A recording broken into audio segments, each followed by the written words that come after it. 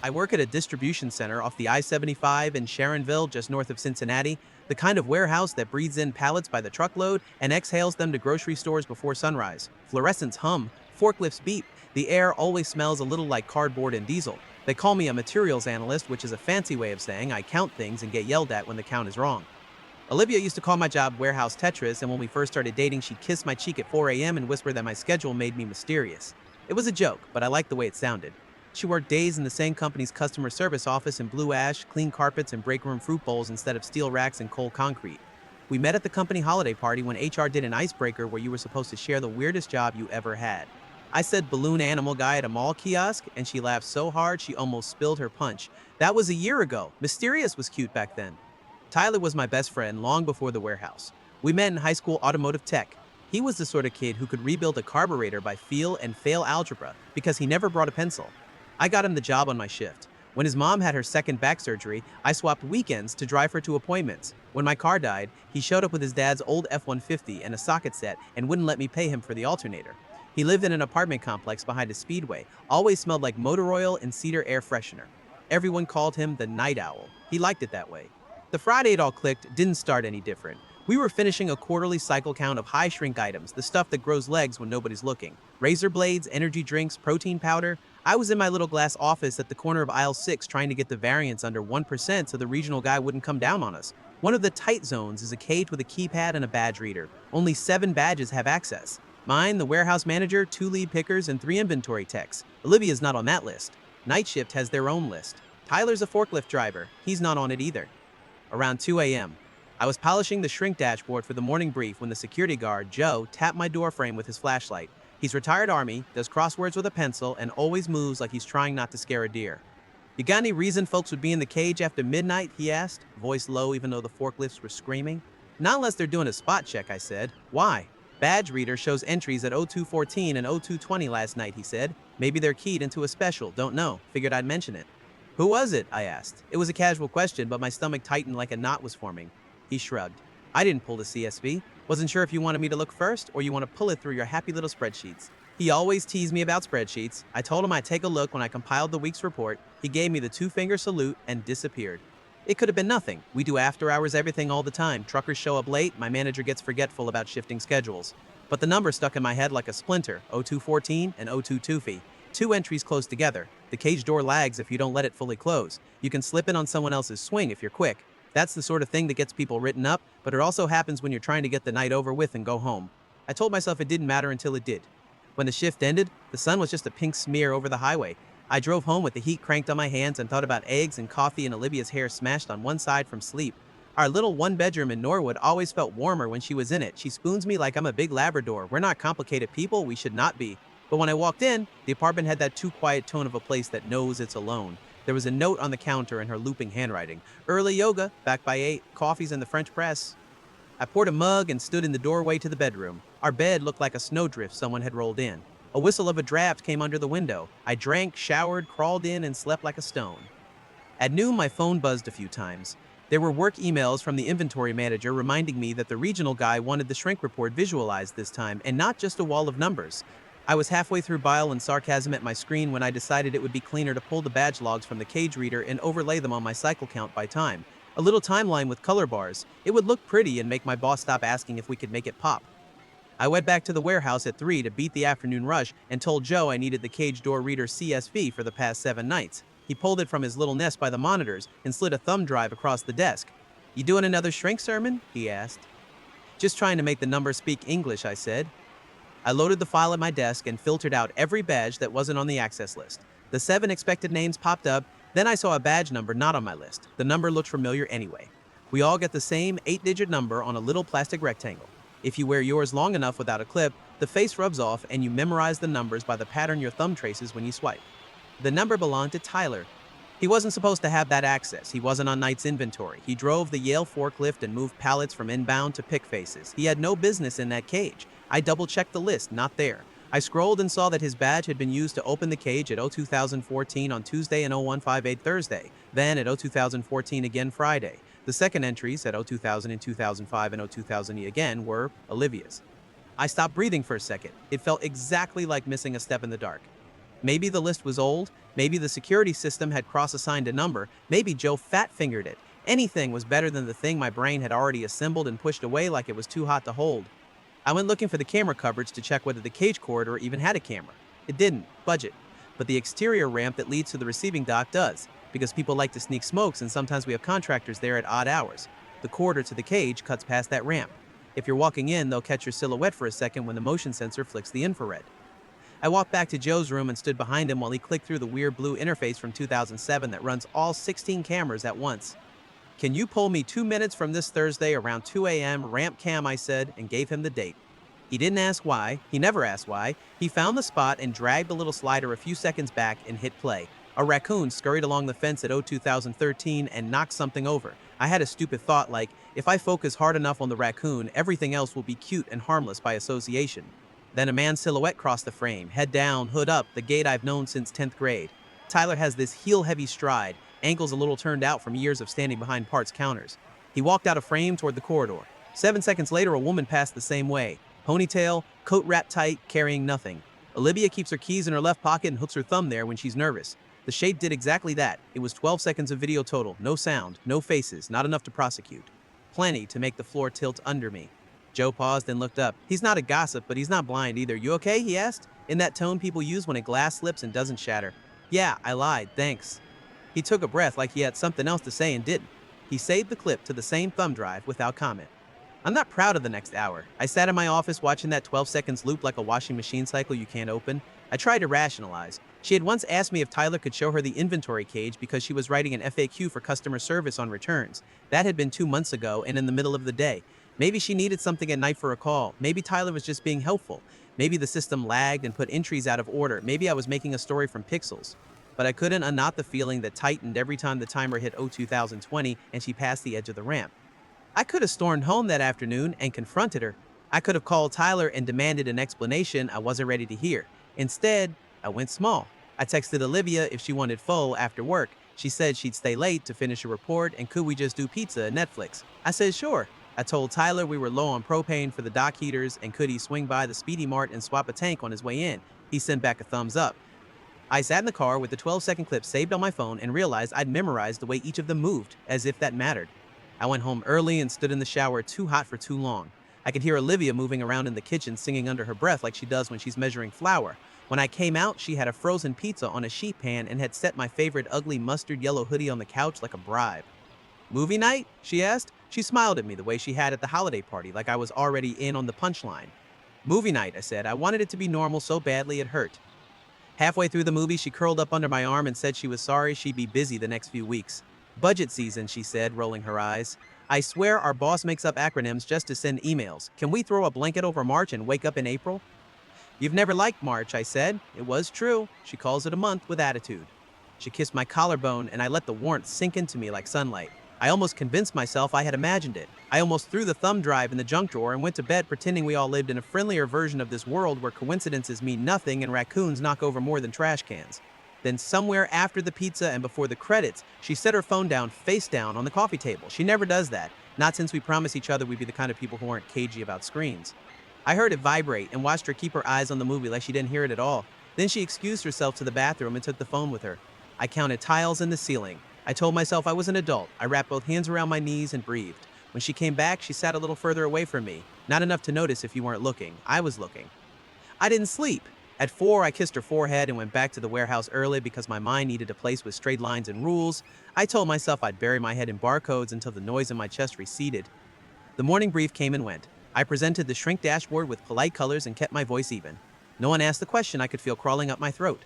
If you had asked me what the forensics of heartbreak looks like, I would have said spreadsheets shouldn't be involved. And yet, there I was, grateful for the shelter of rows and columns. By lunch, I had picked a path. Not a dramatic one, not a Hollywood one, just the next step that felt adult. I couldn't live with whispers in my own head. I needed truth recorded somewhere I could point to and say, here. So I asked my manager if I could lead the weekly safety briefing on Monday and roll in a quick segment on access control hygiene. We've had issues with people tailgating into restricted areas. It would be a good excuse to talk about it and maybe keep us out of trouble with risk. My manager loves when someone volunteers for anything with the word risk in it because it means he can say he addressed the thing without actually doing much. Make it punchy, he said. Last one ran long and Gabe left to take a cigarette and we lost him for 3 days. I'll keep it under 10, I said. That gave me a weekend to calm down, double-check my facts, and decide how much I was willing to show. I didn't want to be the guy who weaponizes his job for a breakup. I didn't want to be a bully with a projector. I kept thinking of the line my dad used when he taught me to change a tire: you don't need to show off to be strong, you just need to finish the job without dropping the car on your foot. Saturday, I cooked breakfast for Olivia and asked what yoga studio she'd been going to. She rattled off a name in Hyde Park I didn't recognize. I asked if she wanted to try the one in Oakley with the goofy murals next week. She said sure, maybe, she needed to check her schedule. When I asked what she did Friday night, she said nothing much and stretched like the conversation was air. Do you like Tyler? I asked, casual as I could manage. She looked confused enough that I almost apologized. Your friend Tyler? Sure, he's funny. Why? Just wondering, I said. I pretended to worry about the skillet. Later, when she went to meet a friend for coffee, I sat at the kitchen table and sketched out my timeline. Not for them, for me. A simple slide with a week's worth of entries, each entry a thin line at the time of the door swipe. Color 1 for badge owner A, color 2 for badge owner B. I removed the names. The goal of a safety brief is to teach a principle, not to humiliate sinners, but a pattern is what it is even if you strip the labels.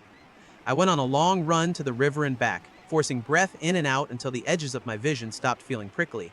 I didn't want to be cynical at 28. I didn't want to be the guy who chases his girlfriend's shadow with a flashlight. I wanted to be the guy who loved a person and trusted her when she said she loved me back. Sunday night, I lay on my back and pretended to be asleep when Olivia climbed in the bed. She smelled like cold air and the soap from the studio bathroom. She reached for me and I let her. She tucked her feet between my calves like she always does, and our bodies fit in their familiar Tetris. I stared at the ceiling and told myself, tomorrow you start being honest with yourself and you end up wherever that takes you. Monday morning, I arrived an hour early and checked the AV cart, which never works when you need it. I tested the projector and the clicker and printed the sign-in sheet so nobody could claim they weren't in the room when we talked about tailgating. I included on the agenda a small line: access control, badge hygiene, door etiquette, no names, no drama. At 6:45, people started trickling in, night shift guys with eyes like bruises, day crews who drink coffee before their brains remember their bodies.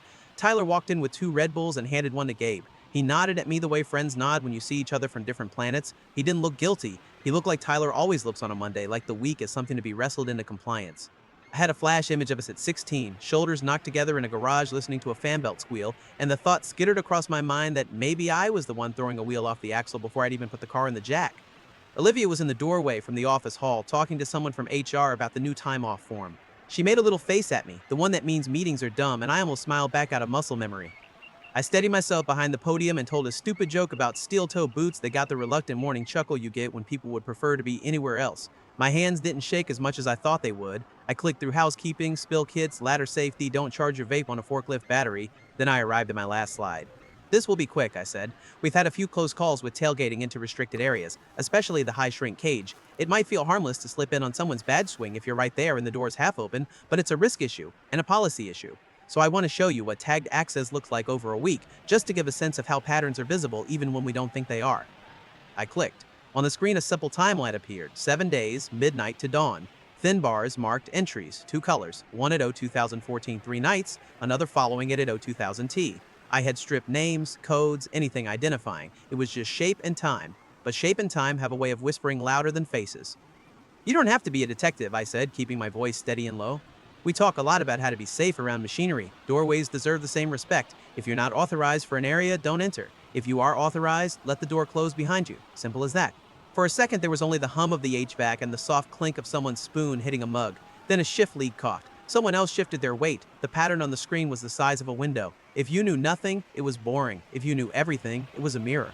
I didn't look at Tyler. I didn't look at Olivia. I kept my eyes on the screen because this wasn't about making my friends flinch. It was about telling the truth in a way the room could survive. Questions? I asked. A guy from inbound raised his hand. So, if I'm holding the door for someone and I don't know if they're authorized, do I let it close? Ask who they're trying to see and call a lead, I said. Polite is good. Policy is better.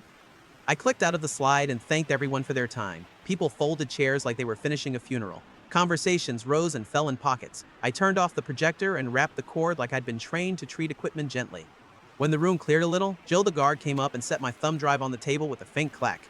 You left that in the reader, he said. He did not look at me in any particular way. I appreciated that more than I could say. Tyler hovered for a second at the edge of the truck bay doors, then walked over.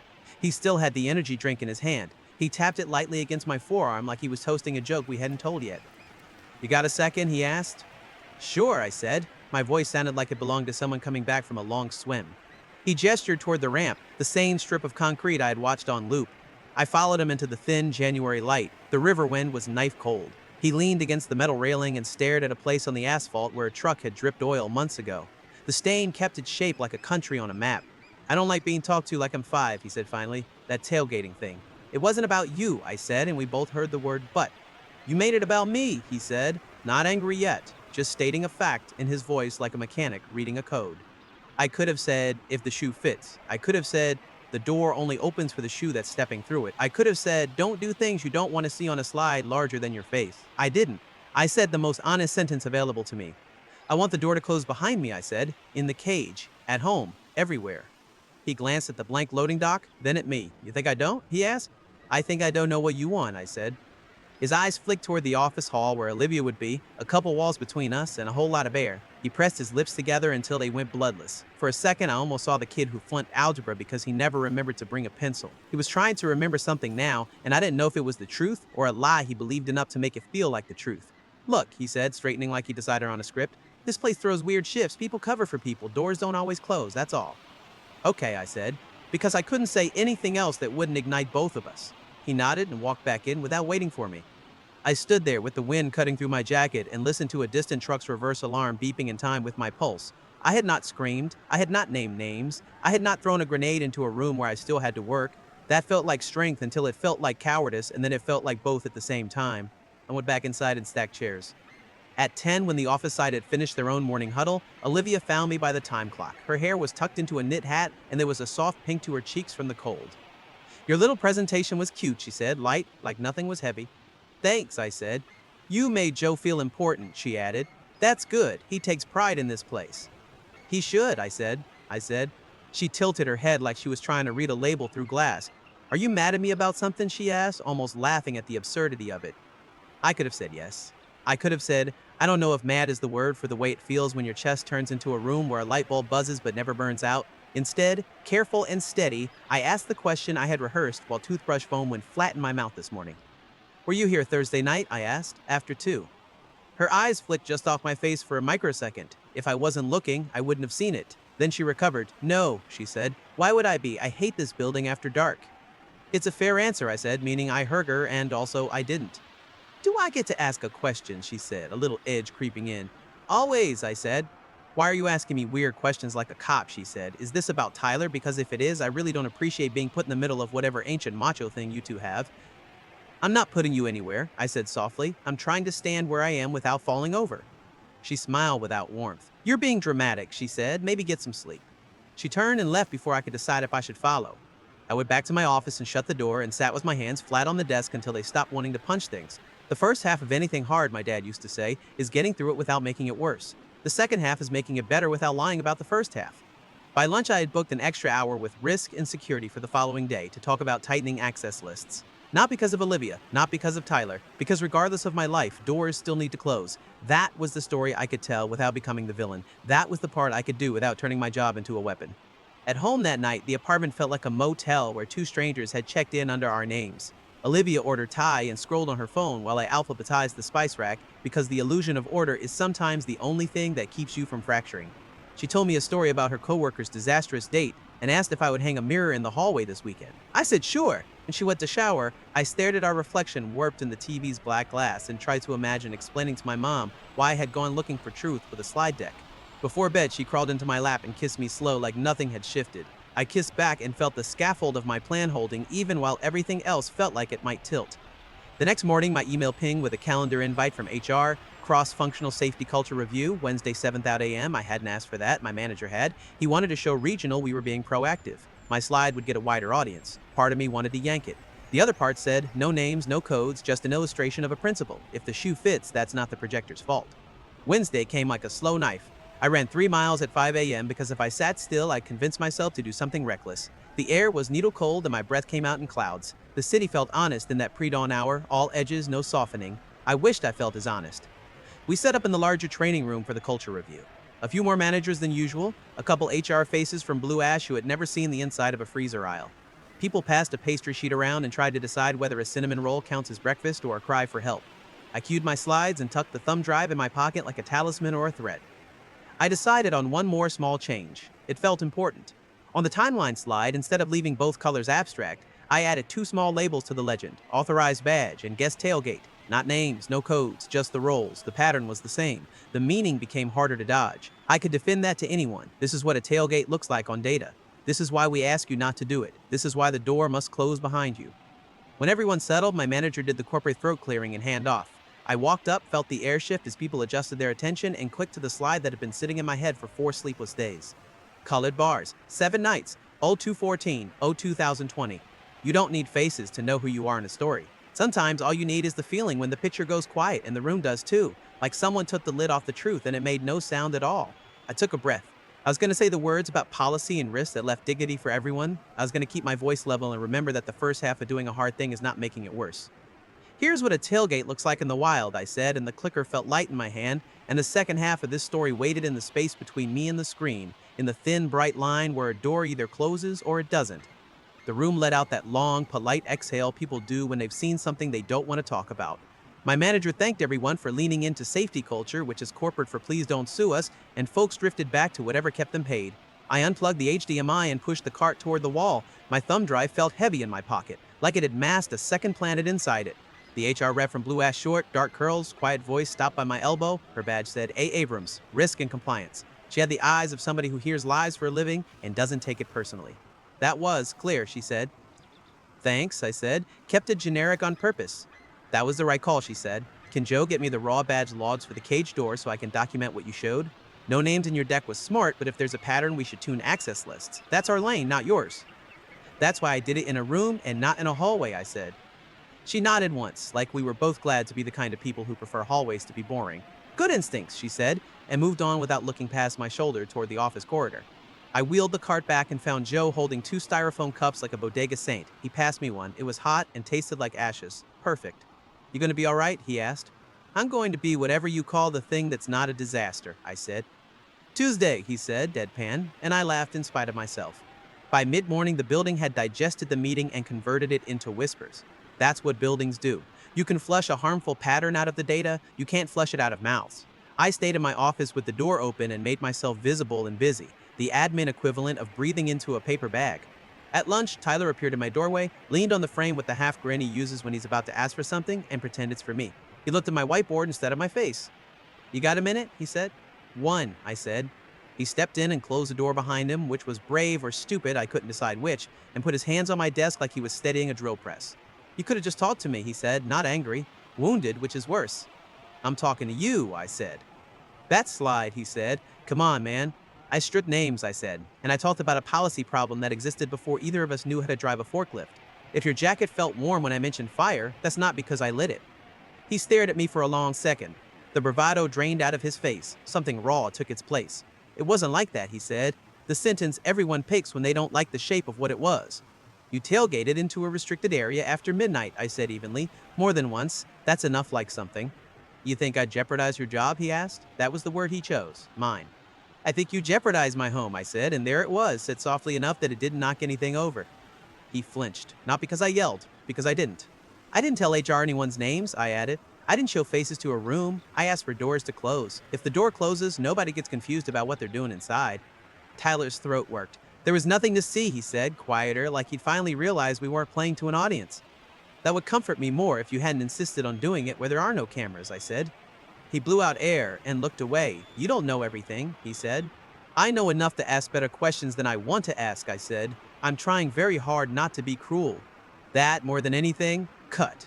His eyes went glassy. He nodded once, a jerky movement like a man signing for a package with a broken pen, and left without slamming the door. The rest of the day behaved. Orders filled, pallets moved, radios chirped. I answered 3 emails about the color palette on my dashboard because it's apparently crucial that shrink be teal, not blue. When 5 o'clock finally showed up, I sat in the car and let my head touch the steering wheel. I wanted someone older to tell me I hadn't broken the part of the world that makes things livable. All I had was my dad's voice, faint and practical. Finish the job, don't drop the car on your foot. At home, Olivia was on the couch barefoot, a throw blanket around her shoulders like a toga, laptop open, work face on. She looked up with automatic warmth that felt like a story you read to a child at bedtime because everyone needs to sleep. Hey, she said, how'd your little TED Talk go? Short, I said. Good, she said. People can't sit still for anything longer than a TikTok. I hung my jacket, put my keys in the dish, and decided I was done ferrying half-truths back and forth across a river that had eaten 3 bridges already.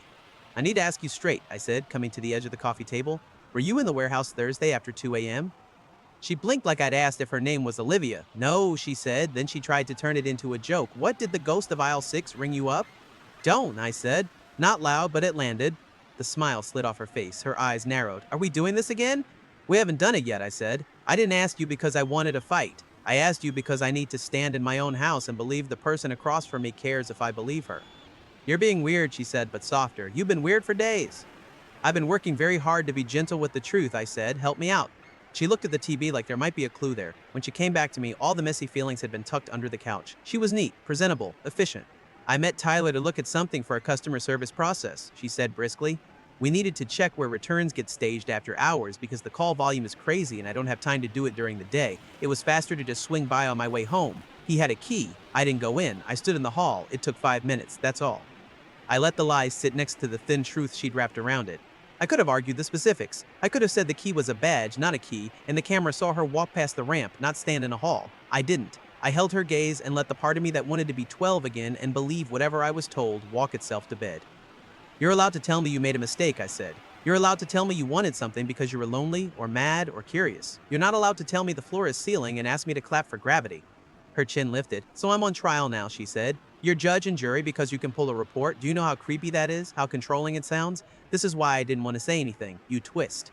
I closed my eyes because that almost worked, and I hated that it almost worked. When I opened them, I made my mouth shape the words I knew would change my week and my year. I'm not doing a trial, I said. I'm doing triage. I can't keep bleeding out over what ifs. I don't want to keep you somewhere you don't want to be. I'm ending this, Olivia. I'm not blowing up your job. I'm not telling your friends some version that makes me look like a hero. I'm saying I want to get out while I still recognize myself. Silence clapped its hands and sat down between us. Her face went through 6 expressions in 3 seconds. Shock, anger, calculation, a child's hurt, indignation, and finally a kind of cold I had never seen on her. That's insane, she said. Over a hallway, over vibes, you're throwing 2 years away because your friend can't follow a door rule? I'm throwing away the part where I don't sleep, I said, and the part where I count lies like calories. I don't want to do that diet anymore. Her eyes shimmered like she had considered tears and rejected them as tacky. So what, you move out tonight? You gonna take the TV and the air fryer and your precious spice alphabet? I'll sleep on the couch, I said. We can figure the rest out with lists, like adults. I'll give you the bed for the next week. After that, I'll find a room and you can stay here until you want something else. We'll split the deposit. You keep the plants, I can't keep Basil alive. I'll take the couch and the kitchen stuff because you don't care about the cast iron and my mother will ask me if I left it. We can split the books by height. We can write down who owes what. I'm not trying to hurt you, Olivia. I'm trying to stop hurting myself. She stared like I'd handed her a manual printed in a language she'd never seen. You're serious, she said, like the word itself had weight. I am, I said. She stood up, went to the bedroom, and shut the door. The light under it moved twice. Drawers opened, closed. The water ran in the bathroom. I stood in the kitchen and wiped a perfectly clean counter with a damp towel because I didn't know what else to do with my hands. Then I unrolled a sleeping bag from the hall closet and laid it on the couch like I was a house guest in my own life. At work the next day, HR sent an email to warehouse leadership about tightening access controls and retraining on tailgating. A line at the bottom said unauthorized after-hours access would be treated as a policy violation. I read it twice, not with triumph, but with the odd relief of a fever breaking. Around 4, the ops manager asked me to step into a small conference room. The door clicked behind me with that soft, institutional sound that always makes you feel like you're about to get bad news or a branded mug. A. Abrams from Risk sat at the table with a legal pad and a second cup of terrible coffee. She gestured for me to sit. Not an interrogation, she said. You didn't accuse anyone, and we're not in the business of turning safety talks into personnel drama. I just want to document your concern as a process gap and confirm you're not alleging theft, harassment, or other conduct we need to triage differently. Correct, I said. I'm alleging doors are doors and should act like them. The corner of her mouth lifted. I wish our incident database had that tag. We'll keep your documentation generic. Joe will audit the cage reader access list. We'll reissue badges for anyone whose privileges creep past their job duties. There may be write-ups if tailgating continues. That's between us and the employees involved. You don't need to play a part in any of that unless you want to. I don't, I said. I did the part I needed to do. That's wise, she said. She flipped her pad closed. Also, for what it's worth, that line about doors closing, good line. People remember simple things. I didn't know why that tightened my throat, but it did. My dad's line about the car is better, I said, because saying anything else would have been too much. Finish the job without dropping it on your foot. She smiled with her eyes that time. Even better, she said. Tyler didn't come in that night. I told myself not to know why. The next night he did, eyes swollen and jaw tight. He worked his route without looking my way. He didn't come to break with the guys behind the pallet stretchers. He didn't crack a joke into the radio. He was a body doing tasks near me in a room that felt like we were on opposite sides of a river. I did my head count and corrected a variant on energy drinks and let the beeping and the diesel do the talking. At home, the apartment had turned into a waiting room. Olivia and I became polite in the way people are when they want their names called first. We made small sounds at each other instead of conversations. She slept with her back to the bedroom door. I slept with my feet out of the sleeping bag because I've never liked being completely zipped up. On Friday, she texted that she'd be at her sister's all weekend and I could have the place. It felt like a roommate negotiating kitchen time, not a person I'd once wanted to marry. I used the empty to move. I packed the cups and the cast iron, the ugly mustard hoodie, the world's dingiest bath mat because it was my dingiest bath mat, not anyone else's. I put my mother's pie plate in a box with towels around it like a small fragile planet and wrote PIE plate on the top so I wouldn't stack anything sharp on it. I took the couch cushions off and vacuumed crumbs from a year of pizza nights. It felt like saying sorry to a dog for not walking it enough. On Sunday, I signed a month-to-month on a small garden-level place in Pleasant Ridge, the kind where the windows sit at ankle height and you can hear rain like it's a friend on the stairs. The landlord, a retired librarian, slid the lease across the table and told me about her azaleas like she wanted to offer me a test I could pass. I paid the deposit and first month and carried the box with the pie plate like a child. The first night in the new place, I ate cereal on the floor and listened to a neighbor practice trumpet 2 doors down. It sounded like someone learning to say sorry. I slept on the couch cushions because the mattress I'd ordered wouldn't arrive until Wednesday, and on Monday morning I ran 3 miles before the sun and promised myself I would be a person who slept again. HR did what HR does. They changed the keypad code on the cage and pushed a policy update through the training portal. They scheduled a refresh on after-hours access. People complained, because people always complain when something now requires an extra second. Then they adapted, because they always do. A week later, the building felt slightly safer in a way nobody would be able to articulate on a survey. In the break room, Gabe told a story about almost tailgating and backing out because the door must close had stuck in his head. He joked about my TED Talk, then admitted he liked the way it made him feel like the warehouse cared if he went home with all his fingers. Tyler texted me one night at 1012 a.m. "You busy?" I stared at it for a full minute, the way you stare at a road sign in a town you used to live in, trying to decide if you're lost or just sentimental. I wrote back, "Up." He said, "Can you talk?" I put on shoes and walked outside. The air smelled like cold metal. I called him. He didn't say hello. "I'm sorry," he said, and because the street was empty, I said it into the dark like a prayer, not a receipt. "For what?" I asked. Not to make him squirm, to make him say it to himself. "For putting you in a place you didn't deserve," he said, "for making your job the thing that had to fix it." The trumpet 2 buildings overplayed 2 notes that weren't friends yet. I waited.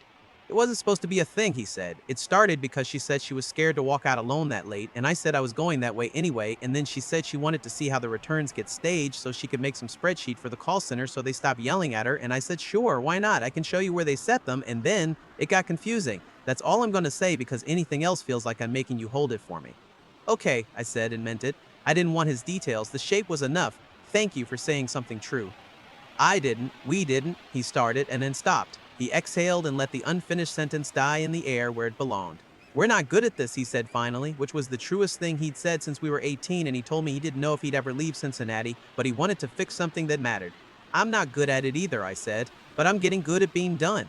"Do you hate me?" he asked. "I don't get to keep hating people," I said. "It's too expensive." He made a sound between a laugh and a sob. Should we try later to be something like friends?"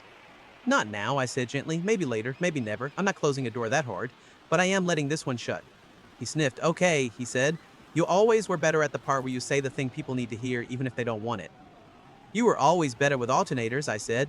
"Fair," he said, and both of us smiled at nothing, and then we hung up before the conversation got sentimental enough to wreck. On a Thursday, the mattress arrived. I slept 6 hours in a row and woke up so grateful it felt like a fever had broken. On Friday, I finally noticed there was a small dog rescue on the walk between my apartment and the coffee shop. In the window, a brown mutt with paws too big lay like a spilled coat and watched the door as if hope is a habit. I went in to say hello and left with a pamphlet I put on my fridge under a magnet shaped like the state of Ohio. Work stabilized. My manager stopped asking me to make it pop, people stopped tailgating because the door code actually worked, and because once you've seen a pattern, you can't pretend you didn't. Olivia transferred to a different call queue. Someone said she asked for it. Someone else said HR offered. I kept my head down and my voice level and didn't sign up to know which version had won. Once, coming back from lunch, I saw her across the parking lot. She looked at me and then looked past me like I was someone she recognized from a dream she didn't like. I let the moment pass. I was not the historian of our mistakes anymore. A week later, Risk scheduled a follow-up session to make sure the cage access list matched job roles. A. Abrams came with a thin laptop and a thicker patience. We ran through names and checked boxes. When we finished, she closed the lid and leaned on the table like it had been a long winter. Any more heroics? She asked, a soft joke. No, I said. I'm trying to be boring. That's rarely boring for long, she said. Then, because not all rooms are traps, she added, what you did, keeping it general, keeping it about doors, saved us from making a mess we would have had to mop for months. I want to go home at the end of the day and not need a mop, I said. Same, she said, and for the first time, she didn't look like a professional instrument. She looked like a person who had also moved apartments in winter and knew what a trumpet through thin walls sounds like. We ran into each other twice after that, once at the coffee truck that parks by the loading docks on payday Fridays, once in the lobby when she'd come by to ask Joe for camera maintenance logs. The second time she said, you run early, don't you? And I said, helps me be a person. And she said, there's a trail behind French Park that's all creek and no traffic. And I said, I like creek more than traffic. And the next Saturday we met there at 7 with gloves and bad hats and ran in companionable quiet through trees that had decided to be beautiful even without leaves. We didn't talk about doors, we talked about soup and old cars and how the city smells different after it rains.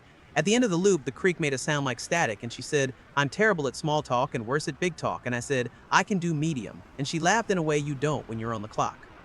I told her I had adopted a dog whose paws were comically large and who refused to accept that leashes are not edible. She said she'd like to meet a dog with that much confidence. I said his name was Gus. She said that was a solid name for a creature who believes in himself. It felt like building something with lumber cut square. Olivia texted me once more, a week after I signed the last of the move-out forms. The message was 3 paragraphs and a blizzard of rationalizations with 2 sentences buried like seeds. I am sorry I hurt you and I don't know who I am right now. I wrote back 4 sentences. Thank you for saying that. I'm not the person who helps you figure out who you are. I'll drop the spare key in your mailbox. Please don't text me after today unless it's about a bill. It wasn't triumph. It was the sound a door makes when it catches the latch in the exact right way. The day I brought Gus to French Park, he dragged me down the creek bank like we were late for an appointment with Joy. At the bend where the water slows, A. Abrams was sitting on a rock with a paper cup. She waved with her glove. Gus decided she was a friend 10 seconds before she knew she was a dog person. He leaned headlong into her knees and sighed like he'd finally found the exact right rock in the exact right creek. I brought a friend, I said. I see that, she said, scratching behind Gus's ear. I like your friend. We're trying to be boring, I said. She looked up at me through her lashes, and for the first time in a year, the thing in my chest that had been a buzzing light bulb turned into a window. This is the good kind of boring, she said. I could have told you a version of this story with fireworks and courtroom speeches and projectors that name names. I could have. There was a second where I wanted to. But when I think about what actually saved me, it wasn't the slide. It wasn't the 12-second video of 2 silhouettes on a ramp. It was the small, repeatable work of closing doors that needed closing and leaving other people's doors alone. It was saying I'm done without needing a choir to make it sound noble. It was running in the half-light and letting the city smell like cold water and diesel and new bread. It was buying a mutt who thinks everything is solvable if you pull hard enough in the direction of creek. A month after the training, I was standing by the vending machines trying to decide if I could be tempted by a bag of pretzels shaped like footballs when Tyler walked up. We hadn't spoken since the late-night call. He looked thinner, the way winter makes everyone look narrower. I'm transferring to second shift at the Florence building, he said, eyes on the glass like the candy might offer counsel. Better for my mom. She needs help in the afternoons. Good, I said. She'll like having you there. He nodded. We good? He asked, absurd and earnest. We're not bad, I said. That's what I've got. He nodded again, a little grateful, a little wrecked, and walked away carrying sunflower seeds because he's been chewing nervousness into shells since he was 16.